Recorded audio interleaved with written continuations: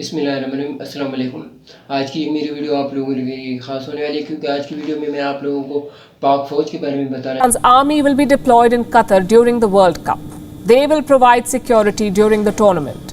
The cabinet has already approved the proposal. Now both sides will decide on the specifics, like how many soldiers will be required, where will they be deployed, and what role will they play. That's the only plus point of having an oversized army. You can spare a lot of resources. And I can give you examples. In 1979, the Grand Mosque in Mecca was captured by extremists. Their goal was to overthrow the House of Saud. Pakistan played a key role in reclaiming that mosque. Their special forces were deployed to the kingdom. And the same thing happened during the Iran-Iraq war. When Saudi Arabia felt the fighting could spill over, they called Pakistan. Their soldiers protected the kingdom. And since then, military پاک army کے نام ایک اور اعزاز army کے officers, junior commission officers اور جوانوں پر مشتمل سیکیورٹی دستہ فیفا ورلڈ کپ 2022 کی سیکیورٹی سنبھالنے کے لیے قطر روانہ.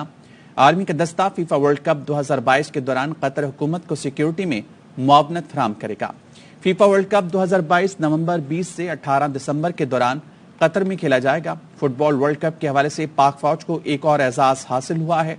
پاکستان آرمی کا سیکیورٹی دستہ فیفا ورلڈ کپ 2022 کی سیکیورٹی سنبھالنے کے لیے نور خان ایئر بیس سے قطر روانہ ہو گیا ہے. یہ دستہ پاکستان آرمی کے آفیسرز، جونیئر کمیشن آفیسرز اور جوانوں پر مشتمل ہے. پاک فوج فیفا ورلڈ کپ 2022 کے دوران قطر حکومت کو سیکیورٹی میں معاونت فراہم کرے گی. اس ضمن میں 8 رکنی عالمی فیفا ٹریننگ ٹیم نے ستمبر میں پاکستان کا دورہ کیا تھا. چاہتا ہوں آپ لوگوں کو کافی سارے نیگیٹو پہلو ہیں کسی کے دل میں پاک فوج کے بارے میں، کافی سارے پازیٹیو پہلو. آج تو میں آپ لوگوں کو پاک فوج کی ایک ہستی کے بارے میں بتانا جا رہا ہوں اور پاکستان کے جو شہدا ہیں ان کے بارے میں بتانے جا رہا ہوں. آپ لوگوں کو پہلے بتاتا چلوں ایک مضبوط پاک فوج مضبوط پاکستان کی علامت ہے. پاکستان کی جو پاک فوج ہے انہوں نے کافی سارے قربانیاں دی ہیں جس کو پاکستانی عوام فخر سے یاد کرتی ہے اور پاکستانی عوام کو فخر ہے ان کے اوپر.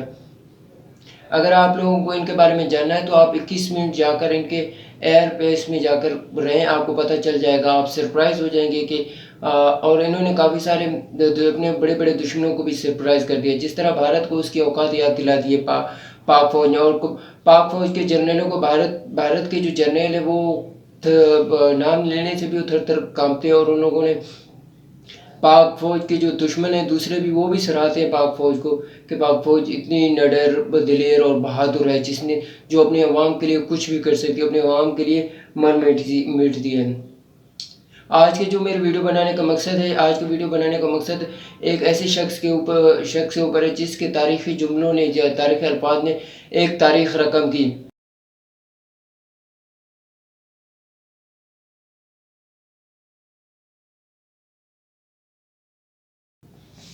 جنہوں نے عوام میں ایک نیا ولولہ اور ایک حب الوطنی جذبہ پیدا کیا، جو دشمن کی آنکھوں میں آنکھیں ڈال کر بات کرتے تھے اور جنہوں نے پاکستان عوام کے لیے بہت زیادہ پاکستانی عوام کا دفاع کیا اور ملک کے دفاع کے لیے نئے ٹرینڈ جاری کیے. جی ہاں، میں لیفٹیننٹ جنرل آصف غفور صاحب کی بات کرنے جا رہا ہوں جو D G I S P R بھی رہ چکے ہیں اور D G I S P R میں ملک دفاع کے لیے کافی سارے نئے ٹرینز بھی انہوں نے متعارف کروائے. آپ لوگوں کو پتہ ہے کہ میجر جنرل آصف غفور کے تھوڑا اگر بایو ڈیٹا دیکھا جائے تو میجر جنرل آصف غفور جو لیفٹیننٹ جنرل ہے لیفٹیننٹ جنرل آصف غفور 2 ستمبر 1971 کو پیدا ہوئے اور انہوں نے اپنی تعلیمات گریجویشن جو کی وہ کوئٹہ ملٹری اکیڈمی سے حاصل کیا اور اس کے بعد جو انہوں نے دوسری ڈگریاں کی انڈونیشیا اور NDU سے حاصل کی. انہوں نے جب پاک فوج کو 9 ستمبر 1988 کو پاک فوج کو جوائن کیا اور اس کے بعد انہوں نے کافی سارے آپ لوگوں کو پتہ ہے کہ جس طرح رینک بڑھتا ہے تو ان کا رینک بھی اسی طرح آہستہ بڑھتا گیا. تو انہوں نے D I G I S P R 16 ستمبر 2016 سے لے کر 15 جنوری 2020 تک آئی ایس پی آر بھی رہے اور جنہوں نے آئی ایس پی آر میں بہت سارے نئے ٹرینڈ بھی جاری کیا، آپ لوگوں کو پہلے ہی بتا چکا ہوں. اور بہت سارے پاک فوج کے لیے انہوں نے بہت سارے خدمات بھی سر انجام دی جن کو پاک فوج بڑے فخریہ انداز سے سراہتی اور بہت زیادہ زراعتی، جس کی وجہ سے ان کو دوسرے جو میجر جنرل ہیں جو دوسرے لیفٹیننٹ جنرل ہیں جو لیفٹیننٹ جنرل سے جی او سی مطلب کہ اکھاڑا کے ہیڈ کوارٹر اکھاڑا کے بنے جی او سی، اور اس کے بعد انہوں نے پاک آرمی میں inspector general information and technology بھی رہے، اور اس کے بعد اگر میجر جنرل آصف غفور کی خدمات دیکھی جائے تو انہوں نے کارگل میں بھی 1999 میں ایز اے میجر حصہ لیا۔ اس کے بعد آپ کو پتہ ہے کہ سوات آپریشن اور قبائلی آپریشن میں بھی ایز اے بریگیڈیئر کے طور پر میجر جنرل آصف غفور صاحب رہے۔ اس کے بعد کافی سارے دوسرے واقعات میں میجر جنرل آصف غفور صاحب جو آج کل لیفٹیننٹ جنرل انہوں نے حصہ لیا۔ اگر بات کی جائے اگست 2022 میں پاک آرمی کے ہیلی کاپٹر جس میں جو لسبیلا کے مقام پر سیلاب زدگان یا سیلابی ریلوں میں جو پھنسے لوگوں کی مدد کر رہا تھا، تو ان کے اگست کو آپ کو پتہ ہے کہ سیلابی ریلوں میں پھنسے لوگوں کی مدد کرنے میں پاک فوج کے ایک ہیلی کاپٹر میں جس کو ایک سوزناک حادثہ پیش آیا، جس میں کور کمانڈر بلوچستان سرفراز علی اور دوسرے جو پاکستان کوسٹ گارڈ امجد حنیف اور باقی کافی سارے میجرز اور بریگیڈیئر تھے جو شامل تھے اس فوج میں، وہ اس دھماکے میں اپنی جانیں قربان کر دی۔ تو اس کے بعد corps commander Quetta lieutenant general Asif غفور صاحب کو بنایا گیا۔ اس کے بعد آصف غفور صاحب کی بلوچستان جو خدمات ہیں وہ میں اس آپ کو بتانے جا رہا ہوں۔ آپ لوگوں کو پتہ ہے کہ کافی سارے نیگیٹو پہلو پر پاک فوج کے بارے میں بتایا گیا ہے، لیکن پاک فوج کی اتنی قربانیوں کو کیا ہم اس انداز میں یاد کریں گے کہ پاکستان کو بہت زیادہ آج کل حکمرانوں کو آپ کو پتہ ہے آپس میں جو تنازعات ہوتے ہیں وہ ٹارگٹ پاک فوج کو ہی کرتے ہیں، لیکن میں آپ لوگوں کو پاک فوج کی پازیٹیو پہلو کے بارے میں آپ لوگوں کو بتا رہا ہوں۔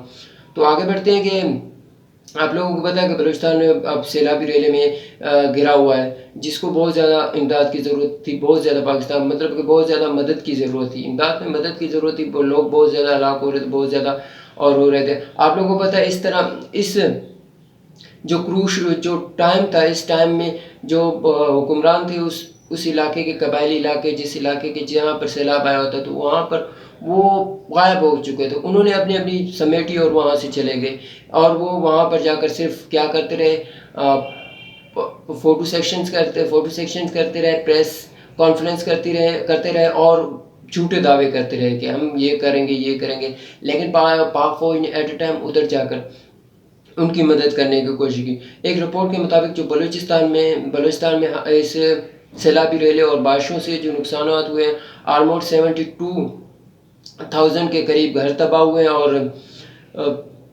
3 سے 5 لاکھ 3 لاکھ سے زیادہ جو مویشی ہیں وہ اس ریلے میں اپنی مطلب مویشی ہلاک ہوئے ہیں۔ اور اس کے بعد اگر بات کی جائے 24 پولز ہیں وہ بھی تباہ ہوئی ہے، اور اس کے بعد جو فصلیں تھیں وہ بھی تقریباً 2.5 لاکھ یا 2 لاکھ کے قریب فصلیں تباہ ہوئی ہیں۔ اور اس کے بارے میں اگر بات کی جائے 22 کلومیٹر مختلف شاہراہیں جو ہوئے ہیں وہ بھی ان کو بھی نقصان پہنچا ہے اس سیلاب کی وجہ سے۔ بات کرنے کا مقصد یہ ہے کہ پاک فوج کے بارے میں پاک فوج نے کیا کیا اس دورانی میں۔ پاک فوج نے ریلیف کیمپ قائم کیے، پاک فوج نے ضلع لسبیلا آپ کو پتہ ہے جہاں پر یہ کولو اور جہاں پر یہ حادثہ پیش آیا کولو، اور جہاں کولو کافی سارے جیسے باقی سارے ضلعوں میں بھی پاک فوج جا کر جیسے جھیل منگسی ہو گیا ان میں بھی اپنی کارروائی شروع کی تھی، اور پاک فوج نے 10 ریلیف کیمپ جہاں پر سبی میں، نصیر آباد میں، جعفر آباد میں، جھیل منگسی میں 10 ریلیف کیمپ بنائے، اور بھی زیادہ ریلیف کیمپ بنا رہے ہیں تاکہ جو سیلاب زدگان ہیں ان کو خوراک، ان کو بجلی، ان کو اسکول اور کافی ساری سہولیات دی جائیں۔ کیا ہم ان پاک فوج کی یہ جو پاک فوج نے اپنے کردار ادا کیا، کیا ہم اس کو بلا کر ہم لوگ دوسرے پر ٹرسٹ کر سکتے ہیں کہ ہماری پاک فوج ایسی ہے، ہماری پاک فوج ویسی ہے اور ہم اپنی پاک فوج پر، لیکن ہماری پاک فوج سب سے اچھی ہے دنیا کی تقریباً ٹاپ 10 میں جو اگر فوج کی نام لیا جائے تو پاک فوج کا نام ان میں آتا ہے۔ اور پاک فوج کا ہم ٹارگٹ کس وجہ سے کرتے ہیں؟ ایک حکمران کی وجہ سے، ایک دوسرے نیگیٹو پہلو کی وجہ سے ہم پاک فوج کو آج کل آپ کو پتہ ہے کہ دہشت گردی آپ لوگوں کو پتہ ہے پیچھے سے دہشت گردی میں جس طرح سوات میں میجر جنرل آصف غفور صاحب نے اپنا رول ادا کیا، اس طرح دہشت گردی میں بھی کتنے ہمارے جوان شہید ہوئے، اور ہم لوگ ان کو نگلیکٹ نہیں کر سکتے، اور ہم لوگ ان کو غلط نہیں کہہ سکتے۔ پاک فوج اپنے ملک کے لیے بہت زیادہ اہم کردار ادا کر رہی ہے، اور اس جو سیلابی ریلے میں کافی سارے پاک فوج کے جوانوں نے اپنی جام شہادت نوش کی۔ آپ لوگوں کو پتہ ہے کہ اس ٹائم میں کافی سارے دوسرے جو عام آدمی ہیں وہ مطلب کہ دگنی رقم پر دگنی اس پر کام کر رہے تھے، جس طرح اس صورتحال میں لوگوں کو ایک جگہ سے نکالنا۔ اس دوران پاک فوج نے اپنی فری کیمپین شروع کی، اور پاک فوج نے اپنے ملک کے لوگوں کو فری مطلب کہ بغیر کسی اپنے مفاد کے لیے ان کی مدد کی۔ آپ لوگوں کو پتہ ہے پاک فوج اور ایف سی نے، آپ کو پتہ ہے حکمران تو اس وقت غائب ہو گئے تھے، کوئی بھی حکمران اس وقت کوئی بھی اپنا بیان تک نہیں دینا پسند کرتا، اور کوئی بھی اس مطلب ایٹ اے ٹائم اس مطلب علاقے میں جا کر ان جو علاقے کے مکین ہیں ان کی جا کر تعزیت کا نہیں پوچھ رہا تھا، لیکن آصف غفور بغیر پروٹوکول کے جا کر ہر کسی سے مل رہے تھے، ان کی داد رسی کر رہے تھے، اور ان کو کہہ رہے تھے کہ ہم اس ٹائم میں آپ لوگوں کے ساتھ ہی کھڑے ہیں۔ تو کیسی لگی یہ میری ویڈیو، اور آپ لوگوں کو کمنٹس کر دینا کہ پاک فوج کے بارے میں آپ لوگوں کے کیا رائے ہے۔ آپ لوگ میرے چینل کو لائک، سبسکرائب اور شیئر ضرور کر دینا، تاکہ میری نیکسٹ آنے والی ویڈیوز اس طرح بھرپور اچھے انداز میں آپ لوگوں کو بیان کر سکوں۔ Thank you very much.